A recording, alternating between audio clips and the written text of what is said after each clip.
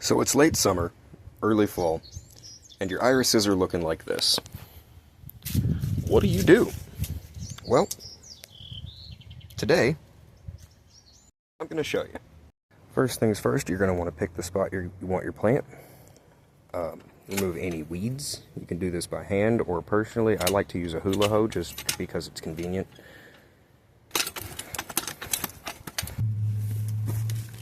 Let's rake through the dirt, make sure we got the worst of this debris.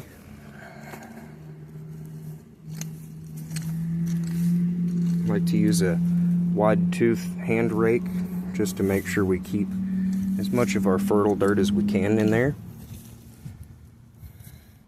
And now we're going to take our hand trowel and we're going to dig a hole.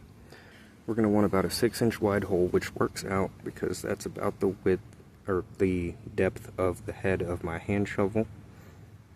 So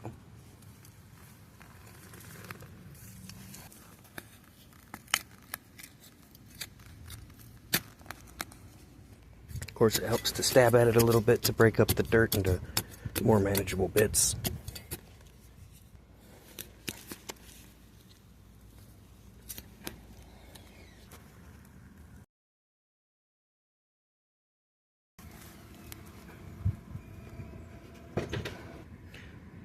Once your hole is about 6 inches wide, 6 inches deep, you're going to want to, of course, make sure there's any excess roots are out of the way.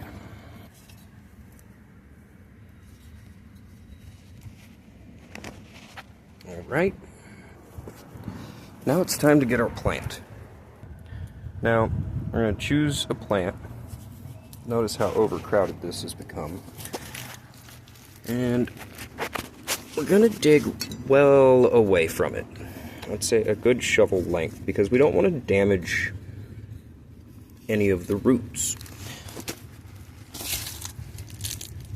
These are pretty sturdy plants. They can handle a little bit, but we still don't want to damage the roots if we can help it. That's kind of like, it's kind of like the equivalent of damaging your teeth. So we're going to start by making a careful circle around our plant of choosing, which is going to be this little one right here.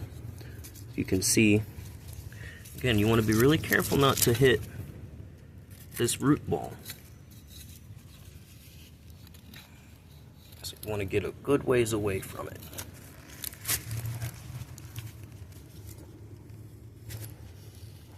Thankfully, these ones don't go too deep. There's actually a good purpose for having that root ball. It's actually meant to store nutrients so that when the plant goes into dormancy, it can survive longer.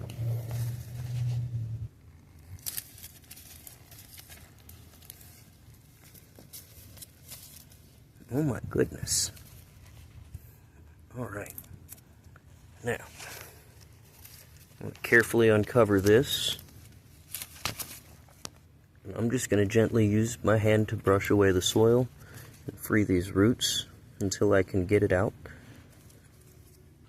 It does take a moment, but trust me, the patience is worth it. And these, while they don't go deep, they do tend to spread out very far. As you can see, they can go a lot further than you might expect. But again, just be patient, be gentle, and eventually you will find its end point.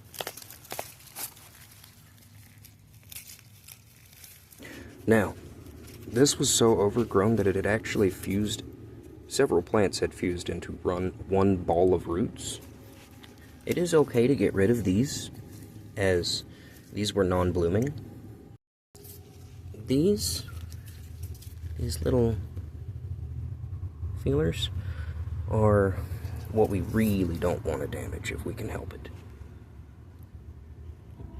Now we're going to take our iris bulb and we're going to move it to our spot that we just dug, and we're going to place it in and then cover it with soil.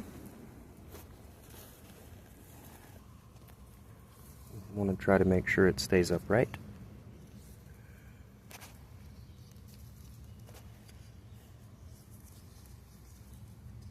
And we don't want to bury it too deep. Not trying to suffocate it.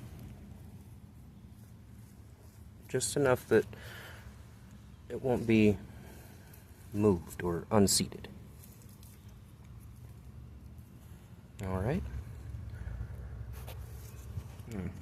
Clear away any of these little sprigs of roots or dead plants that might be still nearby. And ladies and gentlemen, we have successfully replanted our first iris. Now, when you go to plant your plants, you're going to want them to be 12 to 24 inches apart. I use a space of 1.5 feet.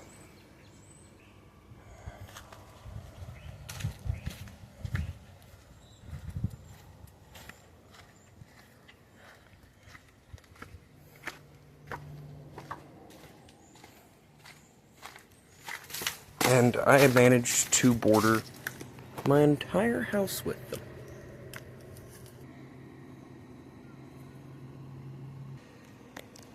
Also, when you go to plant your irises, you are going to want to make sure that just a little bit of that bulb is uncovered.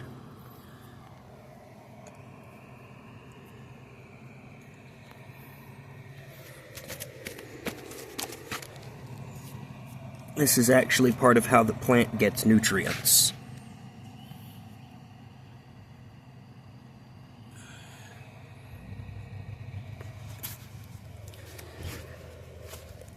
And we have replanted all of our irises, folks. Next year, they're going to bloom and they're going to be beautiful.